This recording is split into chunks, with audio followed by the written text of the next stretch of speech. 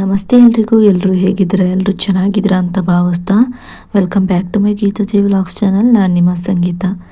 ಇವತ್ತಿನ ವಿಡಿಯೋ ಬಂದು ವಾರಾಹಿ ತಾಯಿಯ ಈ ಒಂದು ಕುಂಕುಮಾರ್ಚನೆಯನ್ನು ಮಾಡಿಕೊಂಡು ಪೂಜೆಯನ್ನು ಮಾಡೋದ್ರಿಂದ ಕೂಡ ನಿಮ್ಮ ಯಾವುದೇ ಒಂದು ಕೆಲಸಗಳು ಅಂದರೆ ನಿಂತು ಹೋಗಿರೋಂಥ ಕೆಲಸಗಳು ಸರಾಗವಾಗಿ ಮುಂದುವರಿಯುತ್ತೆ, ಹಾಗೆ ಪೂರ್ಣಗೊಳ್ಳುತ್ತೆ ಅಂತಲೇ ಹೇಳ್ಬೋದು.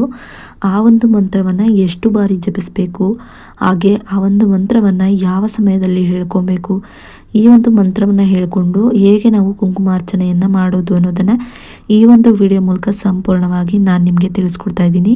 ವಿಡಿಯೋವನ್ನು ಎಲ್ಲೂ ಕೂಡ ಸ್ಕಿಪ್ ಮಾಡದೆ ನೋಡೋದ್ರಿಂದ ಇದ್ರ ಬಗ್ಗೆ ಮಾಹಿತಿನ ತಿಳ್ಕೊಬಹುದು. ವಿಡಿಯೋ ಏನಾದರೂ ಸ್ಕಿಪ್ ಮಾಡಿದ್ರೆ ಅದ್ರ ಬಗ್ಗೆ ನೀವು ಸಂಪೂರ್ಣವಾದ ಮಾಹಿತಿಯನ್ನು ಪಡ್ಕೊಳ್ಳೋದಕ್ಕೆ ಸಾಧ್ಯ ಆಗೋದಿಲ್ಲ.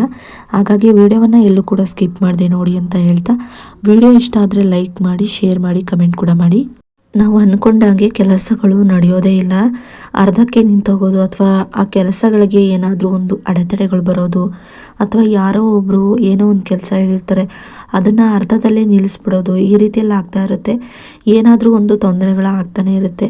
ಆದರೆ ಈ ಒಂದು ವಾರಾಹಿ ತಾಯಿಯ ಕುಂಕುಮಾರ್ಚನೆಯ ಪೂಜೆಯನ್ನು ಮಾಡೋದ್ರಿಂದ ನಿಮ್ಮ ನಿಂತೋಗಿರೋಂಥ ಕೆಲಸಗಳು, ಅರ್ಧಕ್ಕೆ ನಿಂತು ಹೋಗಿರೋಂಥ ಕೆಲಸಗಳು, ಯಾವುದೇ ರೀತಿ ಅಡೆತಡೆಗಳಾಗಿರ್ಬೋದು ಎಲ್ಲವೂ ಕೂಡ ದೂರ ಆಗುತ್ತೆ. ಇನ್ನು ಈ ಒಂದು ಮಂತ್ರವನ್ನು ನೀವು ಬ್ರಾಹ್ಮಿ ಮುಹೂರ್ತದಲ್ಲಿ ಅಥವಾ ಸಂಜೆಯ ಸಮಯದಲ್ಲಿ ಕೂಡ ಹೇಳ್ಕೊಂಡು ಪೂಜೆಯನ್ನು ಮಾಡ್ಬೋದು. ಇನ್ನು ಈ ಒಂದು ಪೂಜೆಯನ್ನು ಹೇಗೆ ಮಾಡೋದು ಅನ್ನೋದಾದರೆ, ನೀವು ಈ ಒಂದು ಪೂಜೆಗೆ ಕುಂಕುಮವನ್ನು ತರಬೇಕಾಗುತ್ತೆ. ಮನೆಯಲ್ಲಿರುವಂಥ ಕುಂಕುಮವನ್ನು ಎಂದಿಗೂ ಕೂಡ ಬಳಸಬೇಡಿ. ಗಂಧಿಗೆ ಅಂಗಡಿಯಿಂದ ಹೊಸದಾಗಿ ಈ ಒಂದು ಕುಂಕುಮವನ್ನು ತಗೊಂಬಂದು ನೀವು ದೇವರಿಗೆ ಕುಂಕುಮ ಅರ್ಚನೆಯನ್ನು ಮಾಡಬೇಕಾಗುತ್ತೆ. ಇನ್ನು ಈ ಒಂದು ಪೂಜೆಯನ್ನು ಮಾಡುವಾಗ ನಿಮ್ಮ ಹತ್ರ ವಾರಾಹಿ ತಾಯಿಯ ವಿಗ್ರಹ ಕೂಡ ಇದ್ರೂ ಪರವಾಗಿಲ್ಲ, ಅಥವಾ ನಿಮ್ಮ ಹತ್ರ ವಿಗ್ರಹ ಇಲ್ಲ ಅಂದರೆ ಫೋಟೋ ಇದ್ರೂ ಪರವಾಗಿಲ್ಲ. ಅಟ್ಲೀಸ್ಟ್ ಫೋಟೋ ಕೂಡ ಇಲ್ಲ ಅಂದವರು ಒಂದು ದೀಪವನ್ನು ವಾರಾಹಿ ತಾಯಿ ಅಂತ ನೆನೆಸ್ಕೊಂಡು ಅದೇ ದೀಪವನ್ನು ವಾರಾಹಿ ತಾಯಿ ಅಂತ ನೀವು ಪೂಜೆಯನ್ನು ಮಾಡಬೇಕಾಗುತ್ತೆ. ಅದರ ಮುಂದೆ ಒಂದು ವಿಳ್ಳೆದೆಲೆಯನ್ನು ಇಟ್ಕೊಂಡು ಅದ್ರ ಮೇಲೆ ನೀವು ಈ ಅರ್ಚನೆಯನ್ನು ಮಾಡ್ಕೊಬೇಕಾಗುತ್ತೆ.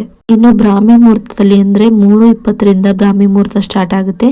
6 ಗಂಟೆ ಒಳಗೆ ನೀವು ಯಾವೊಂದು ಸಮಯದಲ್ಲಾದರೂ ಮಾಡ್ಕೊಬೋದು. ಇನ್ನು ಸಂಜೆ ಸಮಯದಲ್ಲಿ ಅಂದರೆ 7ರಿಂದ 2 ಗಂಟೆವರೆಗೂ ಇರುತ್ತೆ. ಆ ಒಂದು ಸಮಯದಲ್ಲಿ ನೀವು ಯಾವ ಸಮಯದಲ್ಲಿ ಬೇಕಾದರೂ ಇದನ್ನು ನೀವು ಮಾಡ್ಕೊಬೋದಾಗಿರುತ್ತೆ. ಇನ್ನು ಈ ಒಂದು ಪೂಜೆಯನ್ನು ಮಾಡುವಾಗ ನಿಯಮವನ್ನು ಪಾಲಿಸಬೇಕಾಗುತ್ತೆ. ಏನಪ್ಪ ಅಂತ ಅಂದರೆ, ನೀವು ನಾನ್ ವೆಜ್ಜನ್ನು ತಿಂದು ಈ ಪೂಜೆಯನ್ನು ಮಾಡಬಾರ್ದು, ಹಾಗೆ ಮುಟ್ಟಾದಂಥ ಸಮಯದಲ್ಲೂ ಕೂಡ ಪೂಜೆಯನ್ನು ಮಾಡಬಾರ್ದು. ಕನಿಷ್ಠ ಅಂದರೂ 6 ದಿನಗಳ ನಂತರ ನೀವು ಪೂಜೆಯನ್ನು ಮಾಡಬೇಕಾಗುತ್ತೆ. ಆ ಒಂದು ಮುಟ್ಟಾದಂಥ ಸಮಯದಲ್ಲಿ ಪೂಜೆಯನ್ನಾಗಲಿ ಅಥವಾ ಈ ಮಂತ್ರವನ್ನಾಗಲಿ ಪಠಿಸಬಾರ್ದಾಗಿರುತ್ತೆ.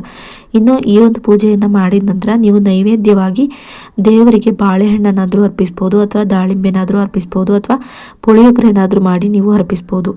ಏನೂ ಇಲ್ಲ ಅಂದರೂ ಕೂಡ ಒಂದು ಲೋಟ ನೀರನ್ನಾದರೂ ಇಟ್ಟು ನೀವು ಬಾಳೆಹಣ್ಣಾದರೂ ಇಟ್ಟು ಪೂಜೆಯನ್ನು ಮಾಡಬೇಕಾಗುತ್ತೆ. ಇನ್ನು ತಾಯಿಯ ಫೋಟೋ ಇದ್ದರೆ ಫೋಟೋವನ್ನು ಇಟ್ಟು ಮಾಡ್ಬೋದು. ನೀವು ತಾಯಿ ಫೋಟೋಗೆ ಅಲಂಕಾರವನ್ನು ಮಾಡ್ಬೋದು. ಇಲ್ಲ ಅಂದರೆ ದೀಪವನ್ನು ಇಟ್ಟು ದೀಪದ ಮುಂದೆ ಒಂದು ವಿಳ್ಳೆದೆಲೆಯನ್ನು ಇಟ್ಟು ಅರ್ಚನೆಯನ್ನು ಮಾಡ್ಕೊಬೇಕಾಗುತ್ತೆ. ಆ ದೀಪಕ್ಕೇನೆ ಹೂವನ್ನು ಮುಡಿಸ್ಕೊಂಡು ನೀವು ಈ ಒಂದು ಮಂತ್ರವನ್ನು ಹೇಳಿಕೊಂಡು, ತುಂಬಾ ಸರಳವಾಗಿರುವಂಥ ಮಂತ್ರ ಆಗಿರೋದ್ರಿಂದ ಯಾರಾದರೂ ಕೂಡ ಈ ಮಂತ್ರವನ್ನು ಹೇಳ್ಕೋಬಹುದಾಗಿರುತ್ತೆ. ಕ್ಲಿಷ್ಟವಾದ ಮಂತ್ರ ಅಂತ ಏನೂ ಇರೋದಿಲ್ಲ. ಸರಳವಾಗಿರುವಂಥ ಒಂದು ನಾಮಾಕ್ಷರಿ ಆಗಿರೋದ್ರಿಂದ ನೀವು ಇದನ್ನು ಯಾರು ಬೇಕಾದರೂ ಹೇಳ್ಕೊಬಹುದು.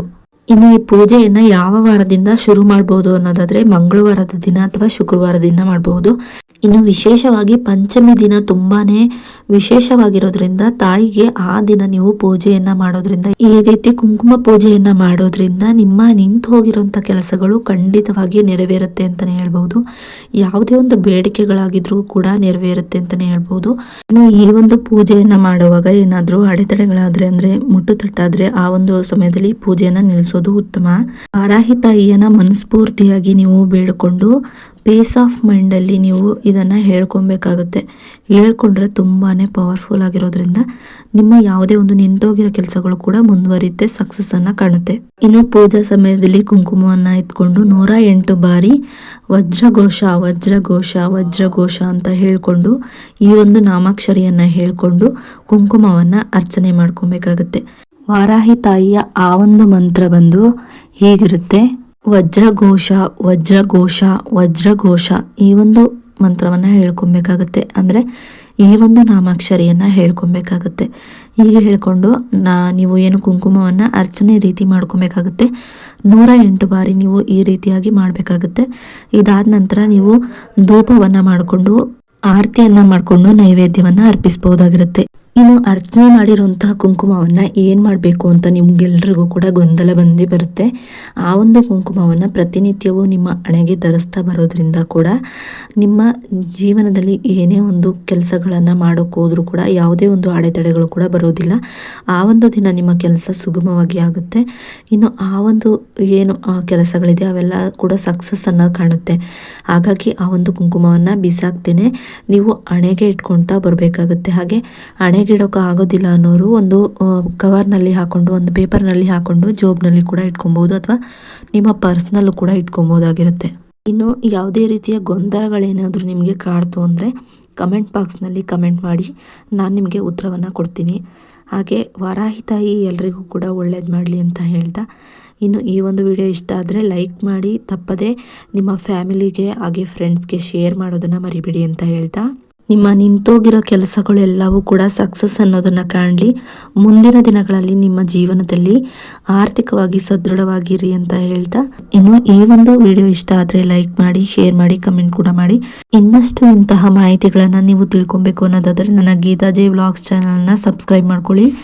ಸಬ್ಸ್ಕ್ರೈಬ್ ಪಕ್ಕ ಬೆಲ್ ಐಕನ್ ಬಟನ್ ಇರುತ್ತೆ, ಅಲ್ಲಿ ಆಲ್ ಆಪ್ಷನ್ ಮೇಲೆ ಕ್ಲಿಕ್ ಮಾಡಿದ್ರೆ ನಾನು ಯಾವುದೇ ರೀತಿ ವಿಡಿಯೋ ಮಾಡಿ ಅಪ್ಲೋಡ್ ಮಾಡಿದ್ರು ಕೂಡ ನಿಮಗೆ ನೋಟಿಫಿಕೇಷನ್ ಮೂಲಕ ಮೊದಲು ಬಂದು ತಲುಪುತ್ತೆ. ಆಗ ನೀವು ನನ್ನ ವಿಡಿಯೋನ ಮಿಸ್ ಮಾಡದೆ ನೋಡ್ಬೋದು. ವಿಡಿಯೋ ನೋಡೋದಕ್ಕಾಗಿ ಥ್ಯಾಂಕ್ ಯು ಫಾರ್ ವಾಚಿಂಗ್.